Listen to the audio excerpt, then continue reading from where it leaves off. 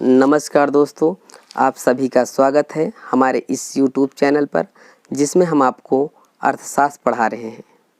अर्थशास्त्र का ये हमारा चौथा वीडियो है। यदि आपको हमारा ये वीडियो पसंद आए तो लाइक, शेयर और सब्सक्राइब करना न भूलें। इस वीडियो में हम आपको मुद्रास्फीति के प्रभाव के बारे में पढ़ाएंगे। हम देखेंगे कि विभिन्न वर्ग या क्षेत्र में मुद्रास्फीति के दौरान क्या प्रभाव पड़ते हैं।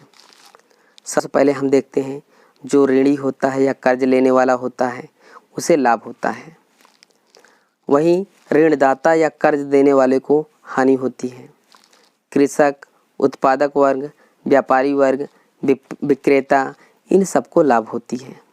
सेठ साहूकार को हानि होती है। परिवर्तनशील आय समूह वाले लोग को लाभ होता है। स्थिर आय समूह वाले लोग को हानि होती है। तो परिवर्तनशील आय समूह वाले लोग को लाभ क्यों होता है? क्योंकि इन्फ्लेशन के दौरान उनके आय में वृद्धि होती है। वहीं स्थिर आय समूह वाले लोगों के आय में कोई वृद्धि नहीं होती, इसलिए उन्हें हानि होती है। शेयरधारक को भी लाभ होता है। क्यों? क्योंकि शेयरधारक कंपनी के मालिक जैसे होते हैं, और जब कंपनी के मालिक को लाभ होगा तो शेयरधारक को भी लाभ होगा। शेयरधारक वो इन्वेस्टर होता है जो किसी कंपनी में कुछ हिस्से के रूप में अपने पैसे को इन्वेस्ट करता है, यानी कंपनी का कुछ हिस्सा या अंश वो खरीद लेता है। वहीं डिबेंचर को हानि होता है, क्योंकि डिबेंचर ऋणदाता होता है।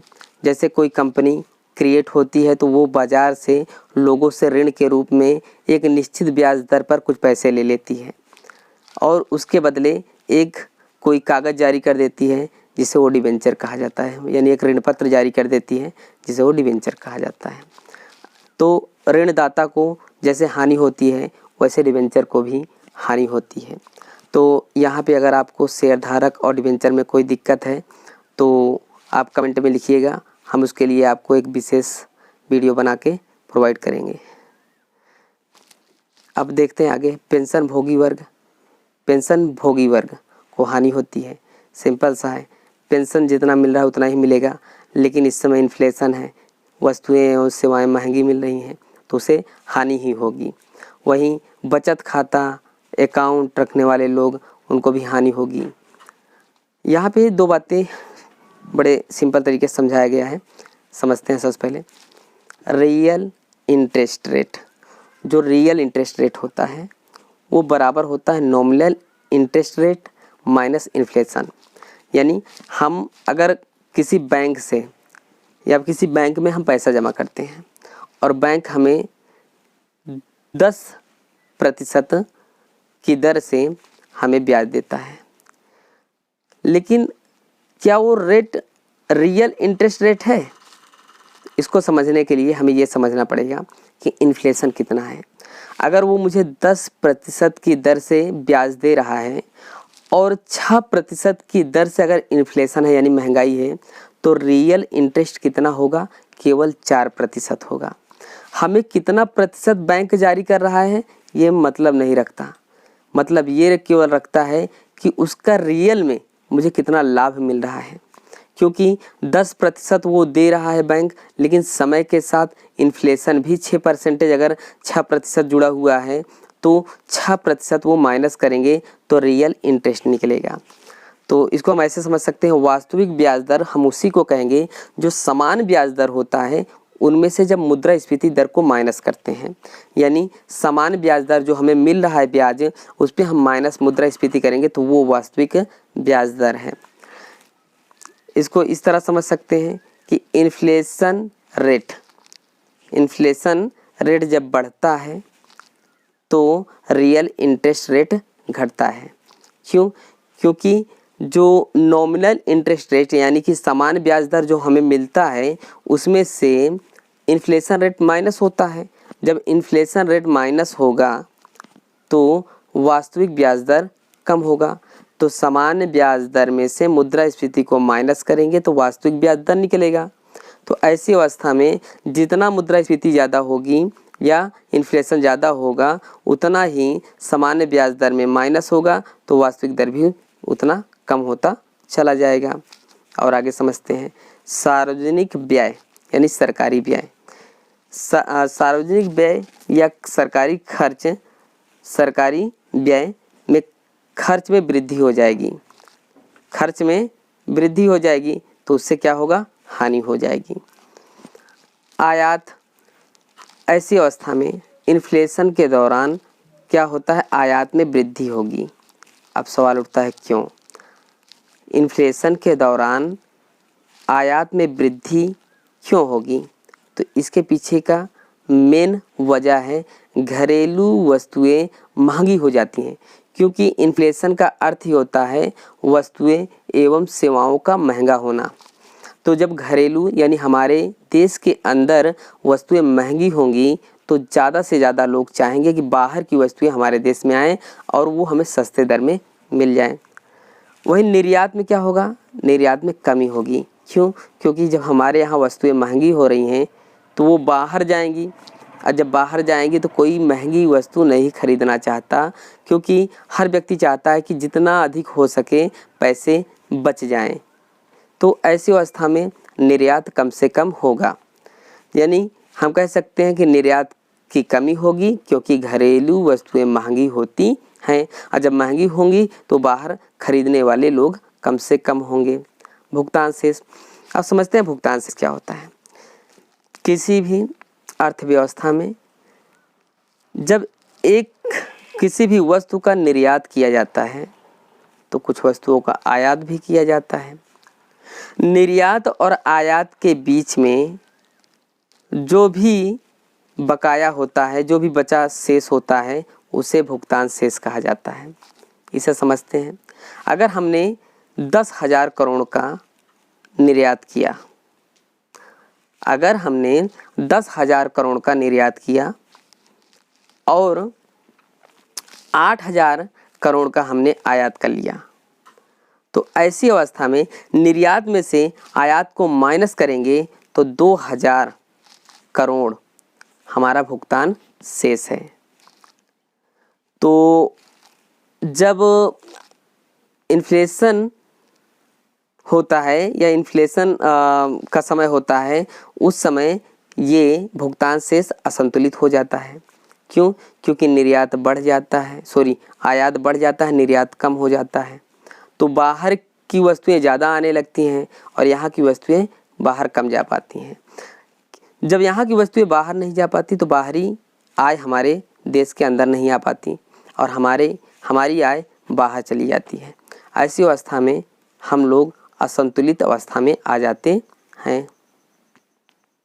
नेक्स्ट देखते हैं रोजगार, इसको अच्छे समझते हैं। रोजगार में वृद्धि होती है इन्फ्लेशन के दौरान, रोजगार में वृद्धि जी कैसे, तो समझते हैं। जब मुद्रास्फीति होता है तो क्या होता है, मूल्यों में वृद्धि होता है। जब मूल्यों में वृद्धि होगा यानी वस्तुएं जब महंगी बिकेंगी, जो उत्पादक वर्ग होगा वो थोड़ा उत्साहित होगा, क्योंकि उसे फ़ायदा ज़्यादा हो रहा है।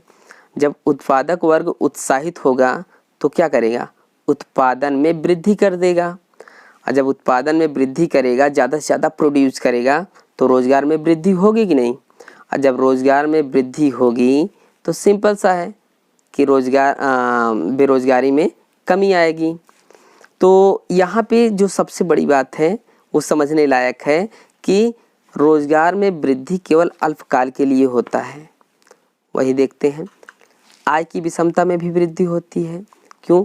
अमीर और अमीर, गरीब और गरीब होता जाता है। जमाखोरी में वृद्धि हो जाता है, जब वस्तुएं महंगी होती हैं तो लोग ज़्यादा से ज़्यादा रखने की कोशिश करते हैं, बचाने की कोशिश करते हैं। सार्वजनिक बचत में कमी आती है, क्योंकि सरकारी खर्च बढ़ जाता है। जब सरकारी खर्च बढ़ जाता है तो सार्वजनिक बचत सरकार कम कर पाती है। वस्तुओं की गुणवत्ता में कमी होती है, क्योंकि जब वस्तुएं महंगी होती हैं तो उनकी गुणवत्ता में कमी आने लगती है। पूंजी का प्रवाह तो विदेशों में होना शुरू हो जाता है। क्यों? क्योंकि जब हम लोग आयात करते हैं, जब कोई भी वस्तु या सेवा आयात करते हैं तो उसके बदले हम यहाँ से कुछ पैसे देते हैं, तो हमारे यहाँ की जो पूंजी होती है, पैसे होते हैं, वो विदेशों में चले जाते हैं। तो विदेशों में जाने की वजह से क्या होता है, विदेशों में पैसे चले जाते हैं। यानी हम कह सकते हैं कि पूंजी का प्रवाह जो विदेशों में होना शुरू हो जाता है, निर्यात बढ़ जाता है, पैसे बाहर जाने लगते हैं।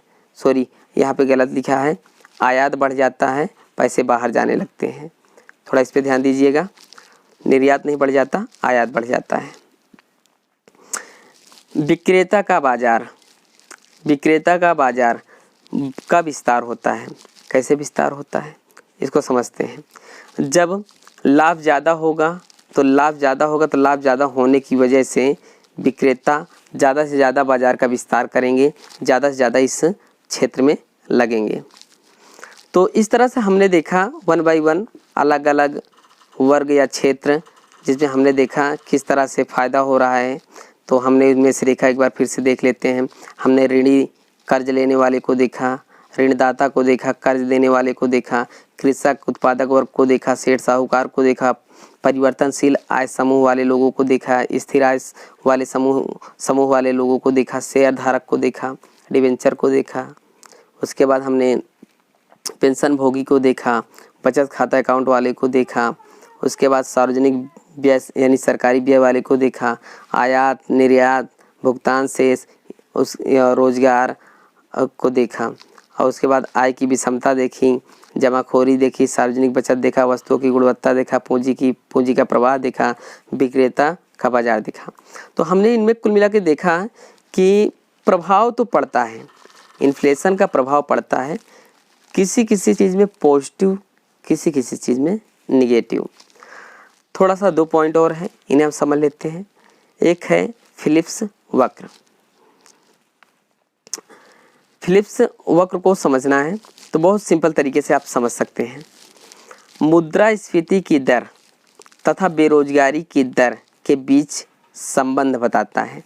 तो फिलिप्स वक्र क्या करता है?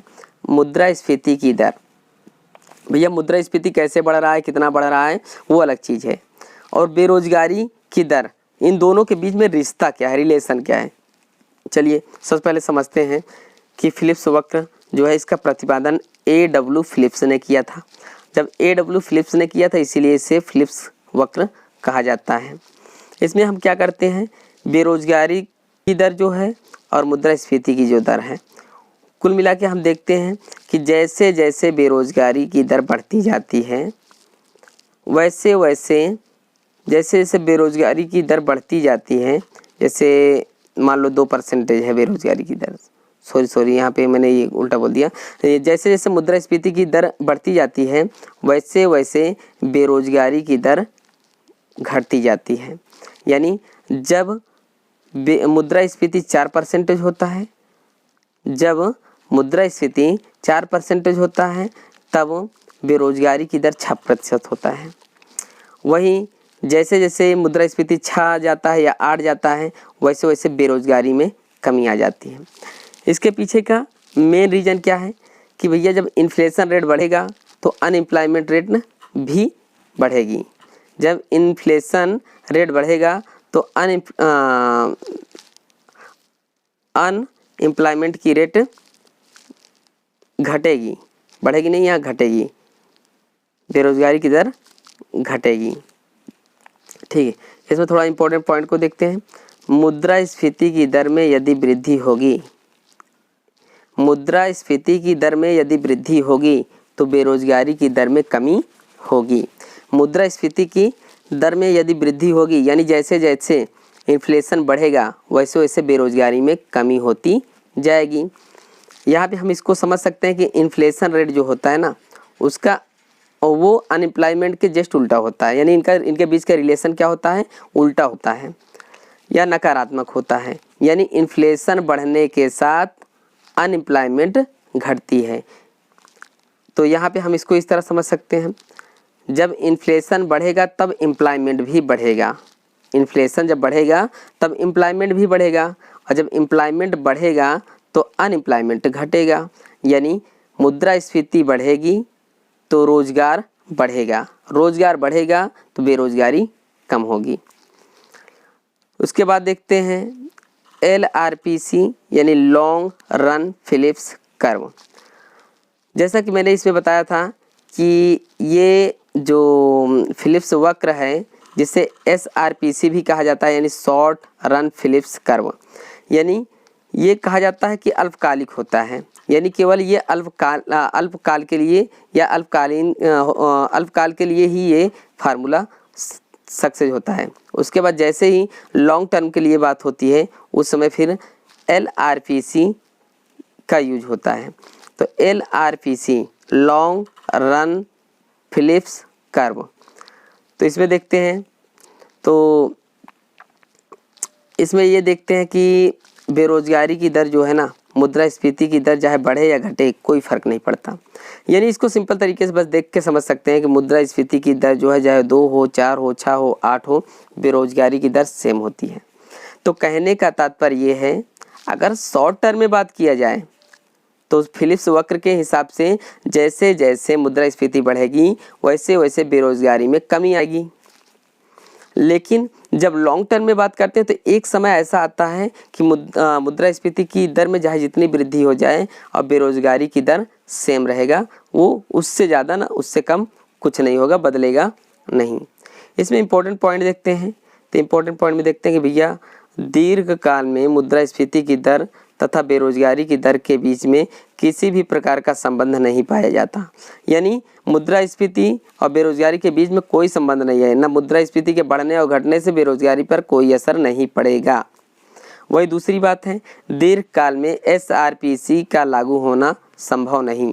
यानी दीर्घकाल में जो हमने पीछे SRPC पढ़ा, शॉर्ट रन फिलिप्स कर्व, उसके हिसाब से क्या था कि जैसे जैसे मुद्रास्फीति की दर में बढ़ोतरी होगी या वृद्धि होगी वैसे वैसे अनएम्प्लॉयमेंट में कमी आएगी। तो इस तरह से ये हमारा क्लास ओवर होता है। हम मिलते हैं अगले क्लास में। नमस्कार।